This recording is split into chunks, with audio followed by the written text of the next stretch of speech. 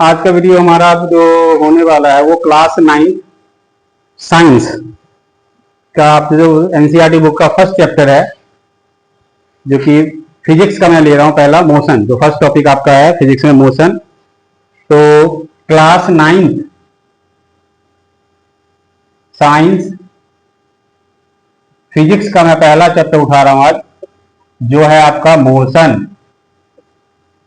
इस मोशन के बारे में आप 7th 8th क्लास में भी पढ़ रखा है, टाइम एंड मोशन करके चैप्टर था, उसमें थोड़ी बहुत नॉलेज आपको इससे जरूर होगी।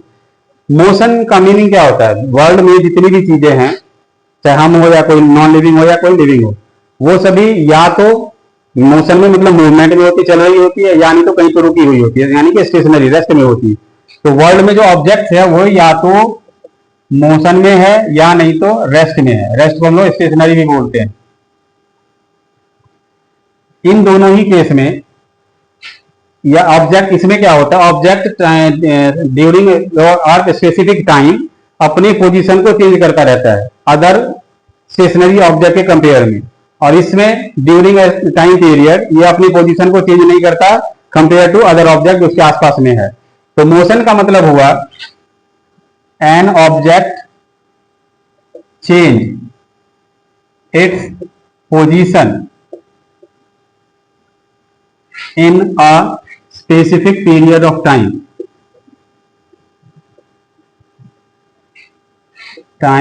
in an direction, in a direction। ठीक है, ये अपने पोजीशन को चेंज करा। जैसे a car moves on the road, a boy swings, a person walk. ये सारे जो एग्जांपल है ये सारे मोशन के हैं, क्योंकि ये अपनी जगह को, पोजीशन को चेंज कर रहा है अदर ऑब्जेक्ट जो स्टेशनरी है उसके कंपेयर में, और वो एक स्पेसिफिक टाइम पीरियड में है। और रेस्ट में वो अपनी पोजीशन को चेंज कर नहीं रहा, जैसे कोई कुर्सी अपनी जगह पर रखी हुई है तो रखी हुई है। तो हमारे पास मोशन के जो टाइप हैं, जो होते तो कई सारे हैं, लेकिन आपको जो करना है वो करना है uniform motion and non uniform motion. But मैं थोड़ा सा एक्स्ट्रा वाला दूसरा वाला ही बता देता हूं। टाइप्स में सबसे पहला है जैसे रेक्टिलिनियर मोशन। रेक्टिलिनियर मोशन में motion in a straight line. दूसरा है सर्कुलर मोशन। इसमें क्या होता है कि ऑब्जेक्ट एक फिक्स पाथ पे एक मेन सेंटर के चारों ओर उसे घूमता रहता है, जिसे सेंटर का डिस्टेंस, उस ऑब्जेक्ट का डिस्टेंस हमेशा सेम ही बना रहता है। जैसे wheel, motion of wheel, motion of fan blade etcetera, और भी ले सकते हैं। सी में है पीरियोडिक मोशन। पीरियोडिक मोशन में क्या होता है कि ऑब्जेक्ट अपने पोजीशन को रिपीट करता रहता है, मोशन को रिपीट करता रहता है एक फिक्स इंटरवल टाइम पे। इसको बोलते हैं पीरियोडिक मोशन। जैसे अर्थ सन के चारों ओर एवरी 365 डेज में एक चक्कर लगाता है। ये 365, हर 365 डेज के बाद एक चक्कर लगाएगा, हर 365 के बाद एक चक्कर लगाएगा। सेम वे में अर्थ अपने एक्सिस पे एवरी 24 आवर में एक स्पिन कर लेता है, तो हर 24 आवर्स के बाद वो एक स्पिन करेगा, जो कि फिक्स है। ऐसा नहीं कभी होता है कि अर्थ ने सन के चारों ओर किसी टाइम में मन किया तो 365 में घूम लिया, अरे आज मेरा मन नहीं है, आराम करने का मन है, चल 400 दिन में घूमेंगे, 500 दिन में घूमेंगे, ऐसा कभी करता नहीं। तो इसका मतलब यह है कि कुछ मोशन ऐसा होता है जो फिक्स है, कि वो फिक्स इंटरवल ऑफ टाइम में ही अपने कंप्लीट कर लेता है, फिर उसको रिपीट करना शुरू कर देता है। हम उसे बोलते हैं पीरियोडिक मोशन। अगला है, जैसे इसका एग्जाम्पल क्या बताया, earth moves on the orbit in every 365 days. चौथा आप ले सकते हो ऑसिलेटरी मोशन। ऑसिलेटरी मोशन में क्या होता है, ऑब्जेक्ट एक फिक्स किया हो रहता है एक एंड से, और दूसरा एंड उसका फ्रीली सस्पेंडेड होता है, मतलब लटका हुआ होता है, और वो हमेशा ऐसे ऐसे ऐसे ऐसे घूमता रहता है। जैसे कि झूला ऊपर फिक्स किया रहता है, नीचे हम बैठते हैं, फिर आगे पीछे आगे पीछे, मिड पॉइंट से मीन पोजीशन जितना हम आगे जाते हैं, रिटर्न होने पे मीन पोजीशन उतना ही हम पीछे जाते हैं। सेम वे में पेंडुलम, घड़ी में जो पेंडुलम होता है वो भी ऐसे ऐसे हिलता रहता है, और उसमें भी आपने देखा होगा मीन पोजीशन हमारा ये है, इससे जितना इधर आएगा वो मीन पोजीशन पर आके वापस फिर से उतना ही इधर जाएगा। इस मोशन को हम बोलते हैं ऑसिलेटरी मोशन, और इसमें भी एक फिक्स इंटरवल ऑफ टाइम पे आपस में ये रिपीट होता रहता है। इसको बोलते हैं पीरियोडिक मोशन। इसका एग्जांपल क्या हुआ, पेंडुलम। तो ये तो हो गया नॉर्मल टाइप जो जनरली आता नहीं है, बट अब जो मेन टाइप आपका आएगा वो है uniform and non uniform motion. Types of motion में आपका पहला है यूनिफॉर्म मोशन और दूसरा है non uniform motion. Uniform motion का मतलब क्या होता है, एक जैसा मोशन, मतलब हर इक्वल इंटरवल ऑफ टाइम पे आपका इक्वल डिस्टेंस कवर हो रहा है। ऐसा नहीं कि पहले 2 मिनट में आपने 20 मीटर या 10 मीटर कवर किया तो नेक्स्ट 2 मिनट में या 2 सेकंड में आप कुछ और डिस्टेंस कवर कर रहे हो। इसमें क्या होता है यूनिफॉर्म में कि an object cover equal distance in every equal interval of time. मतलब जैसे पहले मान के चलो ऑब्जेक्ट ए पॉइंट पे ए से बी पे आया जो कि 5 मीटर है 2 सेकंड में, बी से सी पे आया फिर से 5 मीटर 2 सेकंड्स में, सी से डी पे आया फिर से 2 सेकंड्स में वो 5 मीटर ही आया। इस केस में आप कहोगे कि हर interval of 2 second of time पे वो 5 मीटर ही कवर कर रहा है। इसका मतलब ये हो गया यूनिफॉर्म मोशन। अब इसका जब ग्राफ ड्रॉ होगा तो एक्स एक्सिस पे हमेशा हम टाइम को लेते हैं जो कि सेकंड में होना चाहिए, और वाई एक्सिस पे हमेशा हम डिस्टेंस को लेते हैं जो कि मीटर में होना चाहिए। तो जब इसका ग्राफ ड्रॉ करोगे तो 0, 1 second, 2 second, 4 second, 6 second, 8 second और 10 सेकेंड, ऐसे यहाँ पे 5 मीटर, 10 मीटर, 15 मीटर, 20 मीटर, ऐसे आप बढ़ाते जाओ। अब देखो सबसे पहला है 2 सेकेंड पे कितना मीटर, 5 मीटर, तो यहाँ पे आएगा दोनों का मीटिंग पॉइंट। अगला है नेक्स्ट 2 मिनट, यानी कि नेक्स्ट 2 मिनट 4 सेकेंड हो गया, फिर से 5 मीटर यानी कि 5 + 5 10, तो ये जाएगा आप 10 पे। ऐसे नेक्स्ट 2 सेकेंड यानी कि 6 सेकेंड में चला गया, 15 मीटर पहुंच गया। अब आप इसको जब मैच करोगे तो देखो एकदम स्ट्रेट लाइन आपको आएगी। तो यूनिफॉर्म मोशन का ग्राफ हमेशा एक स्ट्रेट लाइन होता है। आगे आते हैं नॉन यूनिफॉर्म मोशन। इसमें क्या होता है कि an object covers unequal distance in each equal interval of time। इन दोनों फर्क क्या रहा, इसमें इक्वल डिस्टेंस कवर होता था, इसमें अनइक्वल डिस्टेंस कवर होता है। इसका मतलब अगर ए पॉइंट पे कोई ऑब्जेक्ट है तो ए से बी 2 सेकेंड में गया 5 मीटर, अब बी से सी वो चला गया 2 सेकेंड में 8 मीटर, सी से डी वो 2 सेकेंड में गया मात्र 3 मीटर। तो यहां देख रहा हर बार इक्वल डिस्टेंस नहीं, इक्वल इंटरवल टाइम में हर 2 सेकेंड में अलग अलग डिस्टेंस कवर हो रहा है, इसलिए हम इसको बोलते हैं नॉन यूनिफॉर्म मोशन। अगर आप इसका ग्राफ ड्रॉ करोगे इस पे आ जाएगा टाइम जो कि सेकेंड में होगा, इस पे आ जाएगा डिस्टेंस, एक्स एक्सिस पे हमेशा टाइम जो कि मीटर में और सॉरी सेकेंड में, और वाई एक्सिस पे हमेशा डिस्टेंस जो कि मीटर में होना चाहिए। चलिए ये एक्स एक्सिस ये y axis, 0, 2 second, 4 second, 6 second, 8 second, 10 second, 12 बहुत है ये, 5 metre, 10 metre, 15 metre, 20 metre, 25 metre. चलिए इतना काफी ले लिया। अब मिलाते हैं फर्स्ट 2 सेकेंड में 5 मीटर, तो यहाँ पे इंटरसेक्टिंग पॉइंट, नेक्स्ट 2 सेकेंड में 8 मीटर, तो 8 और 5 13, तो 13 कहां पे आएगा, 10 और 15 के बीच में। ग्राफ में आपको एग्जैक्ट आ जाएगा, यहाँ पे मैं अंदाजे से ले लेता हूँ, आधे से थोड़ा कम है तो थोड़ा सा नीचे ही ले लेते हैं।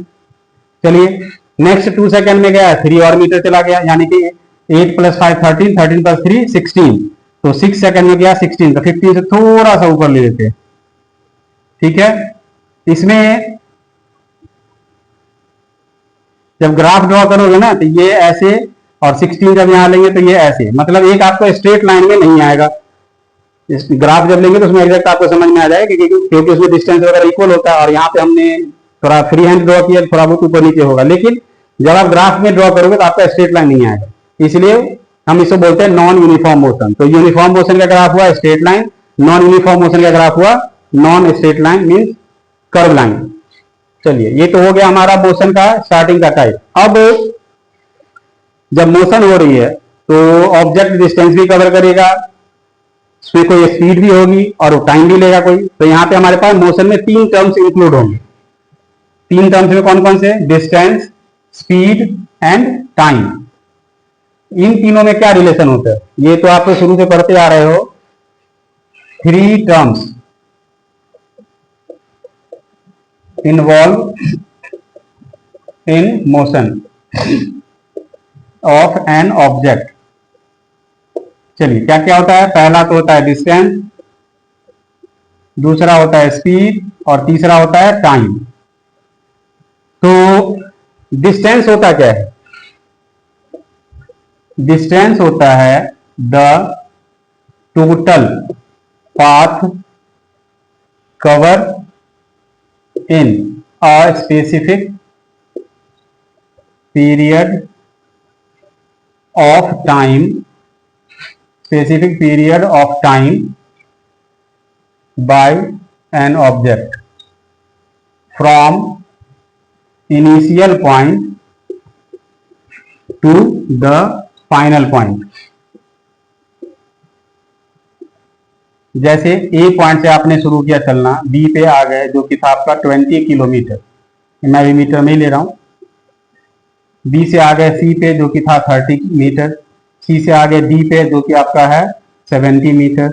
तो इनिशियल पॉइंट हमारा ए है, फाइनल पॉइंट हमारा डी है। तो टोटल डिस्टेंस कितना हुआ? तो टोटल डिस्टेंस हो जाएगा ए बी प्लस में बी सी प्लस में C D, that is 20 plus में 30 प्लस में 70 मीटर, जो कि आ गया 120 मीटर। ये आपका टोटल डिस्टेंस होगा कि टोटल बात हमने कवर किया। इसमें आपने देखा कि कोई एक फिक्स डायरेक्शन तो है नहीं, है ना? इसमें कोई फिक्स डायरेक्शन नहीं है, डिस्टेंस में कोई भी फिक्स डायरेक्शन नहीं होता है। अब है आपका, जब डिस्टेंस मेजर करोगे तो उसका एसआई यूनिट क्या होगा? एसआई यूनिट हो जाएगा आपका मीटर। जब भी कोई न्यूमेरिकल प्रॉब्लम सॉल्व करने को दिया जाए तो क्वेश्चन में अगर किलोमीटर में हो तो पहले हमसे मीटर में कन्वर्ट कर लेना, ठीक। तो आपका ऐसा यूनिट यूज नहीं करोगे तो कई बार टीचर मार्क्स आपका डिडक्ट कर लेते हैं। चलिए, अब ये तो हो गया डिस्टेंस की बात। डिस्टेंस के बाद आपका है स्पीड। स्पीड होता है distance per unit time, means आपने 1 सेकेंड में, 1 मिनट में, 1 आवर में कितना डिस्टेंस कवर किया, उसे हम बोलते हैं स्पीड। तो स्पीड हमारा हो गया the distance cover by an object in per unit time, that is, इसका मतलब हो गया हमारा स्पीड का फॉर्मूला आ गया डिस्टेंस अपॉन में टाइम। स्पीड को हम लोग फिजिक्स में यू से प्रेजेंट करते हैं, डिस्टेंस को एस से और टाइम को टी से। तो हमारा ये फॉर्मूला आ गया speed equal to distance upon में टाइम। अब इसका एसआई यूनिट क्या होगा? तो आप देखो, डिस्टेंस का होता है मीटर और टाइम का होता है सेकेंड। टाइम डिवाइड में है तो इसे लिखेंगे मीटर पर सेकेंड, इसी को रिप्रेजेंट करेंगे तो मीटर पर सेकेंड पावर -1 आ जाएगा, क्योंकि ये डिनोमिनेटर में है। तो जब न्यूमरेटर में लाएंगे तो पावर हमेशा नेगेटिव हो जाता है। तो ऐसा यूनिट आपने देखा स्पीड का क्या हुआ। अब अगर एवरेज स्पीड निकालना हो, यहीं पे एवरेज स्पीड होता है टोटल डिस्टेंस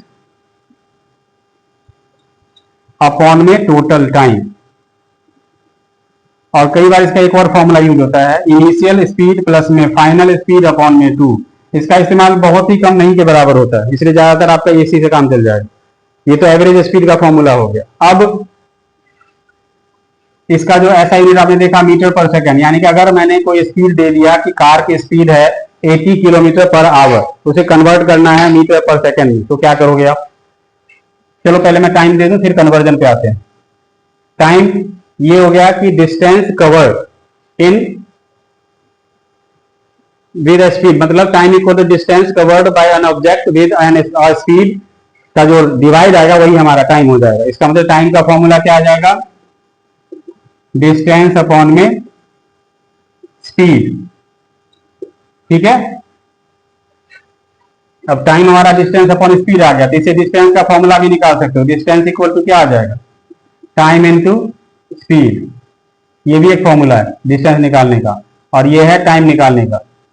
और पीछे हमने स्पीड का फॉर्मूला आपको बता दिया, डिस्टेंस अपॉन में time.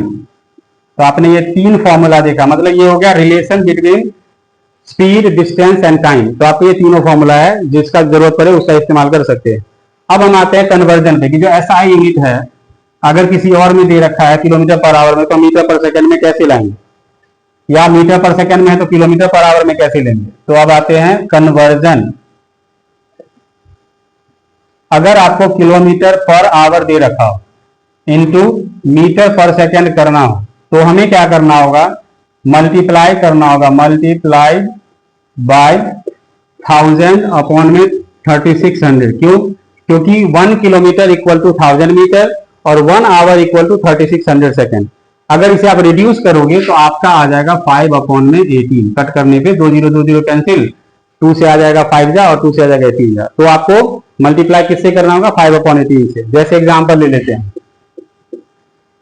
90 kilometre per hour into metre per second. तो हम क्या करेंगे, 90 को मल्टीप्लाई करेंगे 5 अपॉन में 18 से, ये आ गया मीटर पर सेकेंड। 18 5 जा 90, that is 25 metre per second लिखो, या 25 मीटर पर सेकेंड ये लिखो, एक ही बात है। ऐसे मैंने दिया 100 kilometre per hour into metre per second, तो वही 100 इंटू में 5 अपॉन 18 मीटर पर सेकेंड। ये तो 2 9 जा हो गया, 250 जा, ये आ गया 250 अपॉन में 9 मीटर पर सेकेंड। ये हमारा मीटर पर सेकेंड में कन्वर्जन आ गया। ऐसे ही अगर मीटर पर सेकेंड में हो और हमें किलोमीटर पर आवर में फाइंड करना है, तो क्या करेंगे हम, metre per second into kilometre per our multiplied by 18 upon में 5। वो जो पहले हमने बताया था ना 5 अपॉन में 18, उसका हम रेसिप्रोकल कर देंगे। चलिए आते हैं, जैसे मैंने दिया एग्जांपल में 20 metre per second into kilometre per our. क्या करना होगा, 20 मल्टीप्लाई में 18 अपॉन 5 से कट गया 4 पे, that is 72 kilometre per our. ऐसे मैंने दिया 50 अपॉन में 3 metre per second into kilometre per our. तो क्या हो जाएगा, 50 अपॉन में 3 इंटू में 18 अपॉन में 5 से हो गया 4 जा, 3 से हो गया 6 जा, दैट इज सॉरी 5 से हो गया 10 जा, सॉरी 60 किलोमीटर पर आवर। देखिए आपका आंसर आ गया ना। उम्मीद है कि आपको समझ में आ गया होगा कन्वर्जन कैसे करेंगे हम। अब चलिए आते हैं हम, ये मोशन का पहला पार्ट तो खत्म हुआ। अब है फिजिकल क्वांटिटी, जिसमें हमने अभी डिस्टेंस, स्पीड, टाइम ये सब देखा। ये है, इसमें कोई डायरेक्शन फिक्स नहीं होता। टाइम में तो चलो कोई डायरेक्शन नहीं होता ही नहीं है, बट स्पीड में और डिस्टेंस में कोई डायरेक्शन फिक्स नहीं होता। तो फिजिकल क्वांटिटी को 2 कैटेगरी में डिवाइड किया गया है। Physical quantity can be divided into 2 category. पहला है स्केलर क्वांटिटी और दूसरा है वेक्टर क्वांटिटी। ठीक है, स्केलर क्वांटिटी मतलब वो टर्म, वो फिजिकल क्वांटिटी, मतलब वो जैसे डिस्टेंस, स्पीड वगैरह, इसको फिजिकल क्वांटिटी कहते हैं, जिसमें सिर्फ मैग्नीट्यूड हो, मतलब वैल्यू हो, उसका कोई डायरेक्शन गिवन नहीं हो, तो हम उसे लिखेंगे scalar quantity. The physical quantity that have only magnitude, not a specific direction। ठीक है, एग्जाम्पल में इसका हो जाएगा डिस्टेंस, स्पीड एसेट्रा। ठीक है, आगे वेक्टर क्वांटिटी सेम वे में, बट इसमें मैग्नीट्यूड के साथ साथ एक फिक्स डायरेक्शन भी होता है, इसीलिए हम इसको वेक्टर क्वांटिटी कहते हैं। द फिजिकल क्वांटिटी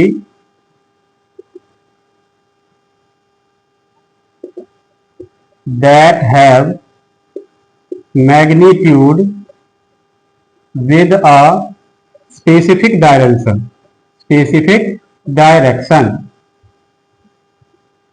इसका एग्जांपल है वेलोसिटी। स्पीड को हम वेलोसिटी बोलते हैं। अगर स्पीड में कोई डायरेक्शन दे दिया जाए तो वेलोसिटी कहलाता है। ऐसे ही डिस्टेंस में कोई डायरेक्शन दे दिया जाए तो डिस्प्लेसमेंट कहलाता है, एटसेट्रा। ये सब हमारा है वेक्टर क्वांटिटी, क्योंकि इसमें वेलोसिटी में हमारा आ जाता है वैल्यू मैग्नीट्यूड के साथ साथ एक डायरेक्शन, ऐसे डिस्प्लेसमेंट में सेम मैग्नीट्यूड के साथ साथ एक स्पेसिफिक डायरेक्शन। तो ये तो हो गया हमारा स्केलर क्वांटिटी और फिजिकल क्वांटिटी, मतलब scalar quantity and vector quantity. मतलब हम किसी भी फिजिकल क्वांटिटी को दो कैटेगरी में रख सकते हैं, एक वैल्यू विद डायरेक्शन, एक वैल्यू विदाउट डायरेक्शन। चलिए अगला है आपका, इस बेस पे स्पीड और वेलोसिटी, मैंने दो टर्म यूज किया। ऐसे दूसरा टर्म यूज किया था डिस्टेंस एंड डिस्प्लेसमेंट। इन दोनों डिफरेंस कैसे लिखोगे आप? पहला है स्पीड एंड वेलोसिटी। चलिए स्पीड कम और इधर ले लेते हैं वेलोसिटी। ये होता है distance cover per unit time, और ये होता है displacement cover per unit time. Speed can not be zero, कभी भी जीरो नहीं हो सकता। Displacement velocity can be zero, ये बाद में आपको पता चलेगा कैसे जीरो होता है। उसके बाद स्पीड का जो ऐसा यूनिट दोनों का लगभग सेम ही रहेगा, इसका सेम ही होता है मीटर पर सेकेंड, इसका भी मीटर पर सेकेंड। ये है स्केलर क्वांटिटी। क्यों? क्योंकि इसमें कोई भी डायरेक्शन नहीं होता, सिर्फ वैल्यू होती है। और ये है वेक्टर क्वांटिटी। तो ये मैंने आपको चार डिफरेंस में बता दिया। हालांकि ऐसा यूनिट कोई डिफरेंस में शामिल नहीं, बट आप लिख सकते हो। ये हो गया स्पीड और वेलोसिटी में डिफरेंस। सेम वे में हम ले लेते हैं डिस्टेंस और डिस्प्लेसमेंट में डिफरेंस। डिस्टेंस और डिस्प्लेसमेंट में डिफरेंस कैसे फाइंड करेंगे? डिस्टेंस ये होता है total path cover by an object in from initial point two final point. इसका होता है टोटल शॉर्टेस्ट पाथ, सबसे छोटा path cover by an object from initial point two the final point. ये हो गया हमारा डिस्प्लेसमेंट। ये कैन नॉट जीरो, कभी भी ये जीरो नहीं हो सकता। और ये can be zero, can be, जैसे आप किसी ऑब्जेक्ट को ठीक ऊपर फेंका, वापस आके आपके पास आ गया, तो डिस्प्लेसमेंट तो जीरो रहा, जहां था वहीं पे रुका हुआ है। भले इसने डिस्टेंस तो कवर किया, लेकिन जहां था वहीं पे वापस आ गया, इसलिए डिस्प्लेसमेंट जीरो हो सकता है। स्केलर क्वांटिटी है ये, क्योंकि इसमें कोई डायरेक्शन नहीं होता। ये वेक्टर क्वांटिटी है, क्योंकि इसमें एक डायरेक्शन होता है। और ऐसा यूनिट दोनों का मीटर होता है, इसलिए वो डिफरेंस में इंक्लूड नहीं कर रहा उसे। ये हो गया हमारा डिस्टेंस एंड डिस्प्लेसमेंट में डिफरेंस। चलिए अब ये तो हो गया स्पीड और वेलोसिटी में, डिस्टेंस और डिस्प्लेसमेंट में। अब जो आगे हमें पढ़ना है वो है इक्वेशंस ऑफ मोशन।